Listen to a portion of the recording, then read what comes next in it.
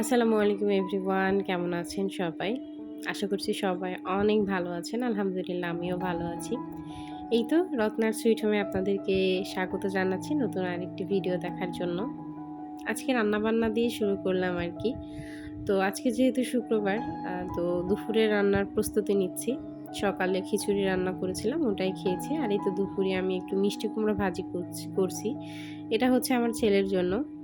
আমার ছেলে মিষ্টি কুমড়ো ভাজি খেতে খুব পছন্দ করে। এজন্য ওর জন্য করে নিচ্ছি। আর আমাদের দুপুরের আজকে আয়োজনে ছিল এই তো মিষ্টি কুমড়ো ভাজি, করল্লা ভাজি আর হচ্ছে গরুর মাংস। যেহেতু শুক্রবার একটু গরুর মাংস তো খেতেই হয় আরকি। তো এদিকে হচ্ছে আমি রাইস কুকারে ভাতটাও বসিয়ে দিলাম।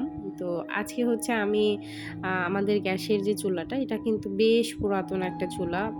৭-৮ বছর মনে হয় হয়ে গিয়েছে।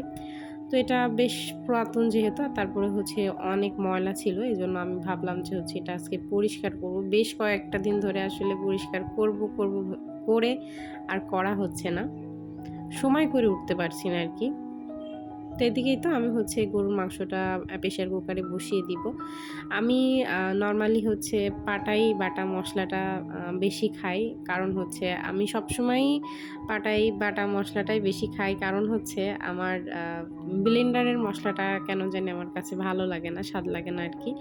তো বাসায় যখন মেহমান থাকে বা রান্নাবান্নার চাপ যখন বেশি থাকে তখন ব্লেন্ডারে মসলা করি। তাছাড়া আমি ব্লেন্ডারে মসলা করি না ওইভাবে। তো এই তো আমি বাটা মসলাটা দিয়ে হচ্ছে মাংসটা বসিয়ে দিব আরকি।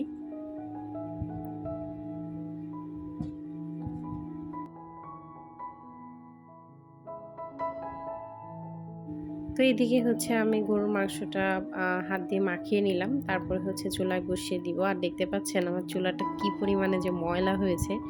বেশ কয়েকটা দিন আসলে আমি পরিষ্কার করি না আরকি। তো যাই হোক এদিকে হচ্ছে আমার আলু ছোলার ১ম এ যে পিলারটা দেখলেন এটা আমি রিসেন্ট কিনেছি। কিন্তু এটা যেহেতু নতুন আমি এটাতে আলু কাটতে পারিনি। তো পরে হচ্ছে যেটাতে কাটলাম ওটা কিন্তু অনেক পুরাতন একটা পিলার। ওটা হচ্ছে আপনাদের ভাইয়া ঢাকা থেকে এনে দিয়েছিল আমার। তো ওটাও কিন্তু একটু জং ধরে গিয়েছে বা একটু ময়লা হয়েছে। তো ওটাও হচ্ছে আমি পরিষ্কার করব আরকি। তো দেখা যাক কেমন পরিষ্কার হয় আরকি। তো এদিকে হচ্ছে আমি আলু আর কয়েকটা রসুন কেটে নিলাম। ওটা হচ্ছে মানে গরুর মাংসের মধ্যে দিব আরকি। তো তারপরে হচ্ছে রান্নাঘরটা আমি একটু পরিষ্কার করে নিই। যেহেতু হচ্ছে একটু নোংরা হয়ে আছে। আর রান্না করার পরে আমি সবসময়ই চেষ্টা করি যে হচ্ছে রান্নাঘরটা একটু গুছিয়ে রাখার। আমার কাছে ওই যে বললাম গুছিয়ে রাখা জিনিসপত্র দেখতে খুব ভালো লাগে। আমার এলোমেলো জিনিস একদমই পছন্দ না। আমার কাছে মনে হয় যে সবসময় গোছানো থাকবে। গোছানো জিনিস দেখতে আসলে চোখের শান্তি যেমন লাগে, নিজের কাছেও আসলে ভালো লাগে আরকি।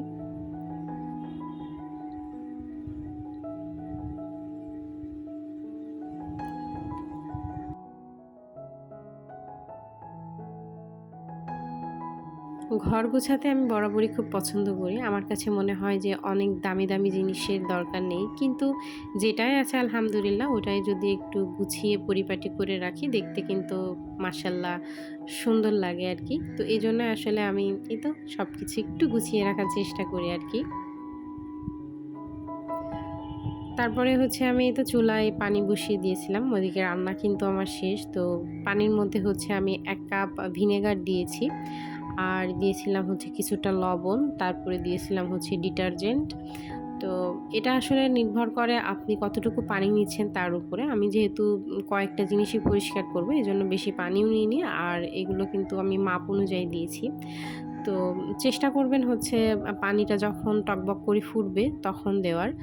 তো আমি চেষ্টা করেছি। আর এটা যখন অনেক মানে গরম হয়েছিল তারপরে হচ্ছে আমি চুলার জিনিসপত্রগুলো দিয়েছি।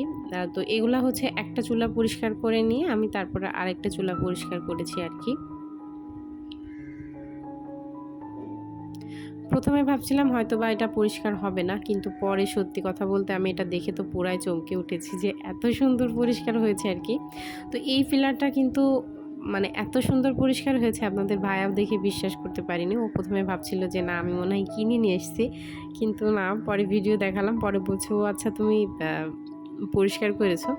তো যাই হোক আমার গ্যাসের চুলাটা কিন্তু অনেক পুরাতন। তো এইজন্য আসলে আমার অনেকটা সময় লেগেছে ওটা হচ্ছে ঘষা মাজা করে পরিষ্কার করতে। আর এটা দেখেন কি সুন্দর পরিষ্কার হয়েছে মাশাআল্লাহ। তো এই তো তারপরে হচ্ছে আমি চুলা পরিষ্কার করে নিচ্ছি। আমি অল্প, অল্প করে আপনাদের সঙ্গে ভিডিও আকারে শেয়ার করছি। কিন্তু এটা করতে মানে এটা পরিষ্কার করতে কিন্তু আমার অনেকটা সময় লেগেছে। প্রায় ২ ঘন্টা মনে হয় আমি এই গ্যাসের চুলা পরিষ্কার করেছি। চুলার পিছনে দেখেছেন কি অবস্থা? তো চুলার পিছন সাইডটা তারপরে চুলার উপরের সাইডটা আমি পরিষ্কার করেছি হচ্ছে যেই পানিটা গরম করেছিলাম ওটা কিন্তু এখনও অনেকটা গরম। তো ওই পানিটা এখানে দেওয়ার পরে এখানে তো যেই থালা বাসন মাজনিটা ওটা দিয়ে একটু ডলা দিলেই কিন্তু দেখেন উঠে যাচ্ছে। তো তারপরে হচ্ছে আমি তো এইভাবেই পরিষ্কার করে নিয়েছি আর কি। চুলা দেখে কিন্তু এখন মনে হচ্ছে যে একদম নতুন চুলা কিনে নিয়ে এসেছি। চোখের একটা আলাদা রকম শান্তি লাগছে আর কি। আপনাদের কাছে কেমন লাগছে অবশ্যই কিন্তু জানাবেন। তো যাদের এরকম গ্যাসের চুলা হচ্ছে ময়লা হয়ে আছে তারা আপনারা কিন্তু চাইলে এভাবে বাসায় পরিষ্কার করতে পারবেন। মানে মাত্র কয়েকটা জিনিস দিয়ে দেখেন ঝকঝকে তকতকে করে ফেলেছি পুরাতন চুলাকে।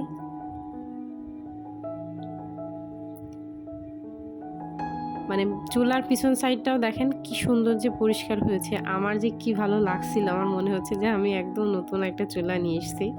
আপনাদের ভাইয়াও কিন্তু খুব খুশি হয়েছে। মানে সেও বলছিল যে এত সুন্দর পরিষ্কার হয়েছে, এটা দেখে বিশ্বাসই করতে পারছে না যে এটা সেই আগের পুরাতন একটা চুলা আর কি। তো এদিকে হচ্ছে আমার এই তো মাংস রান্নাও কিন্তু শেষ। আমি হচ্ছে মাংসটার কালারটাও দেখেন অনেক সুন্দর হয়েছে। আমি কিন্তু মাংস সিদ্ধ করার সময় একটু পানি দিই না। আপনারা ওই যে দেখলেন আমি হাত মাখা মানে মাখিয়ে দিয়েছি। মাখিয়ে দিয়ে তারপরে কিন্তু আমি হচ্ছে মাংসটা ঢেকে দিয়ে বাসি দিয়ে নিয়েছিলাম। তো এক ফোঁটাও পানি দিইনি। তারপরেও কিন্তু ওটার মধ্যে অনেকটা পানি রয়ে গিয়েছে। ওটা এখন জাল দিয়ে তারপরে হচ্ছে পানিটা শুকিয়ে নিব। আর এদিকে হচ্ছে আমি টুকটুক করে আবার রান্নাঘরটা আগের মতো মানে যেখানে যে জিনিসপত্রগুলো ছিল সেগুলো হচ্ছে গুছিয়ে রাখছি। তো এই তো তারপরে দুপুরে খাবার দাবার পরে বিকালের দিকে ছেলেকে নিয়ে একটু ছাদে গিয়েছিলাম। ওকে বাইরে তো ওইভাবে আসলে বের করা হয় না। তো ভাবলাম একটু ছাদে নিয়ে যে হাঁটাহাঁটি করি আর কি। আর নিচে হচ্ছে আপনাদের ভায়া মেয়েকে পড়াচ্ছিল। ও খুব জ্বালাতন করছিল, এজন্য ওকে ছাদে নিয়ে গেলাম। তো ছাদে যেয়ে কিন্তু মহা খুশি আমার ছেলে। বাইরে মানে অনেকে যাওয়া আসা করছে, ওইটা দেখে হচ্ছে খুব আনন্দ পাচ্ছিল আর কি।